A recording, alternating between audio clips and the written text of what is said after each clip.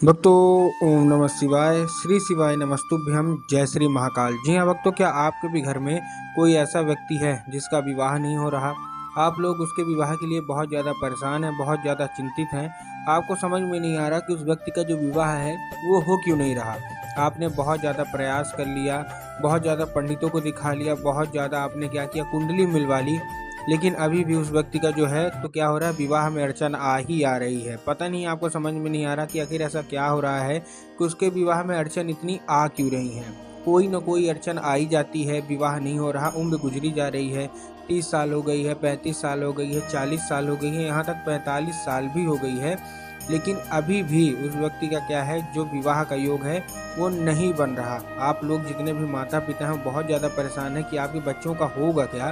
तो आज का ये वीडियो मात्र और मात्र आपके लिए है। आज मैं आपको विवाह योग का और विवाह का मतलब संपूर्ण विवाह का मैं आपको 2 से 3 उपाय बताने वाला हूँ। अगर आपने आज का ये उपाय ध्यान से सुन लिया ना और अच्छे से कर लिया, तो आप खुद ही देखिएगा 1 से 1.5 महीने बाद चमत्कार क्या होगा। आपके घर का जो भी व्यक्ति है जिसका विवाह का योग नहीं बनता, तो उसका विवाह का योग बनेगा ही बनेगा, ये 100% है। तो बस करना क्या है, ध्यान से सुनिएगा, ध्यान से समझिएगा। अगर आपने आज का वीडियो ध्यान से सुना, अच्छे से किया, तो 100% है कि आपके घर का जो कोई भी व्यक्ति है उसका पूरा का पूरा मतलब विवाह होकर ही रहेगा। तो ठीक है, देखिए पूज्य गुरुदेव की जो कथा होती है ना, आपको इतना चीज़ ध्यान रखना होगा कि पूज्य गुरुदेव की जो कथा होती है उसमें लाखों की भीड़ आती है। क्या आती है? लाखों की भीड़ आती है। और जब गुरुदेव की कथा में लाखों की भीड़ आती है तो लोग क्या करते हैं, गुरुदेव की कथा में जब भीड़ आती है तो करते क्या है, वो अपनी मनोकामना पत्र के द्वारा क्या है, गुरुदेव के पास पहुंचाते हैं।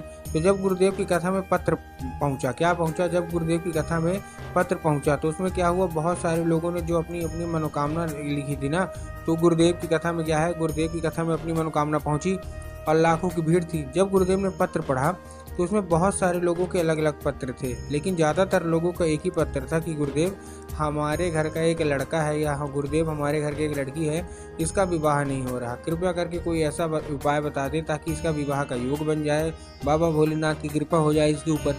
तब गुरुदेव ने 2 से 3 उपाय बताए थे और कहा था केवल और केवल ये उपाय कर लेना, तुम्हारे घर का जो भी व्यक्ति है, लड़का है या लड़की है, जिसका विवाह का योग नहीं बन रहा, तो अगर वो ये उपाय करता है तो उसका विवाह का योग 100% बनेगा ही बनेगा।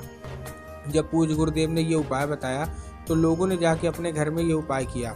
जब लोगों ने जाके अपने घर में ये उपाय किया, और तो आप विश्वास नहीं मानोगे, 1 से 1.5 महीने के बाद गुरुदेव की कथा में वापस आ गए और गुरुदेव को फिर से पत्र लिख दिया। लेकिन इस बार का जो पत्र था ना, ये गुरुदेव को धन्यवाद के रूप में पत्र था कि गुरुदेव धन्य हो आपका, आपके द्वारा बताया गया उपाय हमने कर लिया है, हमारी सारी की सारी मनोकामनाएं पूरी हो गई हैं। जिस बच्चे का हमारा विवाह का योग नहीं बन रहा था उसका विवाह का योग बन गया है, उसकी शादी भी फिक्स हो गई है, हम आपको आमंत्रित करने आए हैं। तो आपको केवल और केवल ये करना है, और आपका कोटि कोटि धन्यवाद। तो देखिए, जो लोग भी मेरा ये उपाय जानना चाहते हैं तो चलिए बताते हैं आपको उपाय कि आखिर ऐसा कौन सा उपाय है जिसको करने मात्र से मात्र 1 से 1.5 महीने के अंदर व्यक्ति पूरा का पूरा उसका जो विवाह है वो होने लगता है। लेकिन उससे पहले चैनल पर अगर पहली बार आए हैं और आवाज़ मेरी पहली बार सुन रहे हैं तो वीडियो को कर दें लाइक और चैनल को भी कर लें सब्सक्राइब, ताकि पूजनीय पंडित प्रदीप जी मिश्रा के रोज़ नए नए उपाय जो कि मैं उनकी कथा से सुनता हूँ, श्रवण करता हूँ, सबसे पहले मैं आपको प्राप्त करा सकूँ। ठीक, तो देखिए जो हमारा पहला उपाय है वो क्या है, ये मैं आपको लाल चंदन वाला तो उपाय बताऊंगा ही बताऊंगा, लेकिन उसके पहले जो हमारा उपाय है आप उसको सुन लीजिए। इस उपाय में आपको करना क्या है, बहुत ही सरल सा उपाय है। जितने भी उपाय मैं आज आपको बताऊंगा सबसे सरल यही है। ठीक, इस उपाय में आपको करना क्या है, आपको लेना है काली मिर्च, 3 काली मिर्च और 1 धतूरा। क्या क्या लेना है, फिर से बता रहा हूँ, 3 काली मिर्च लेना है और 1 धतूरा लेना है। अब जो 3 काली तिल और काली मिर्च में भी बहुत सारे लोग कंफ्यूज हो जाते हैं, तो मैं आपको फिर से बता रहा हूँ, आपको क्या चाहिए, आपको चाहिए काली मिर्च। ठीक, ले लिया।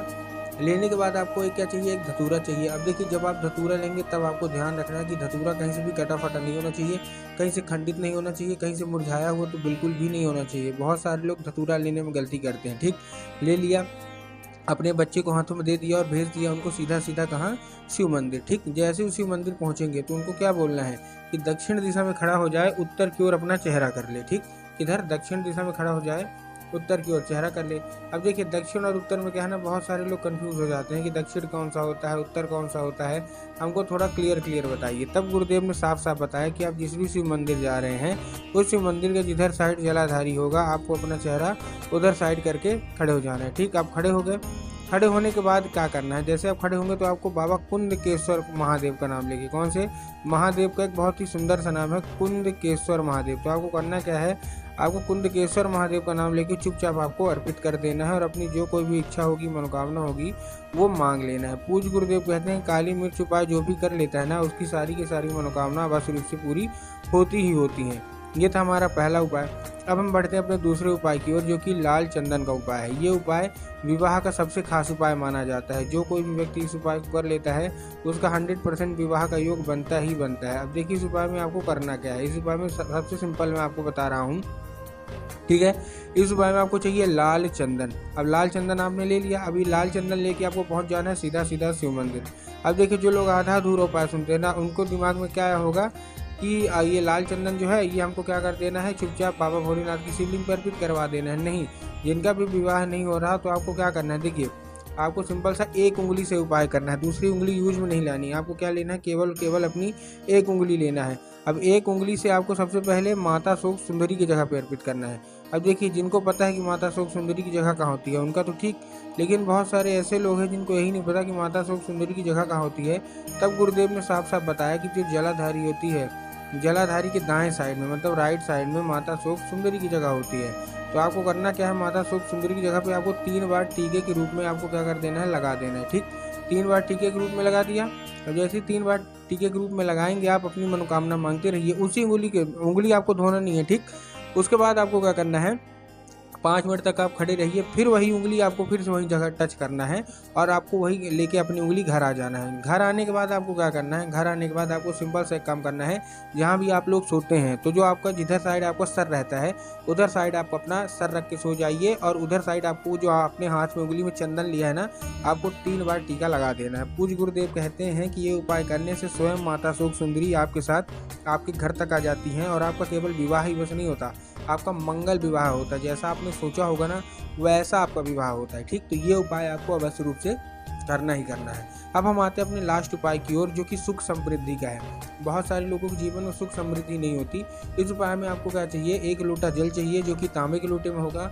उसके साथ साथ 21 मूंग के दाने चाहिए और 21 चावल के दाने चाहिए। क्या क्या, 1 लोटा जल, 21 मूंग के दाने और 21 चावल के दाने। ये लेके आपको किसी भी सोमवार पहुंच जाना है सीधा सीधा शिव मंदिर।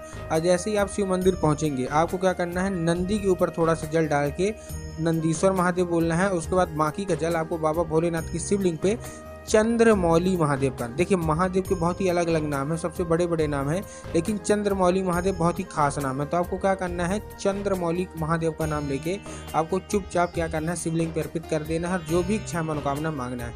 पूज्य गुरुदेव कहते हैं ज़्यादा से ज़्यादा 1 या ज़्यादा से ज़्यादा 2 महीना इसके अंदर आपकी सारी की सारी मनोकामना बस रूप से पूरी होगी ही होगी।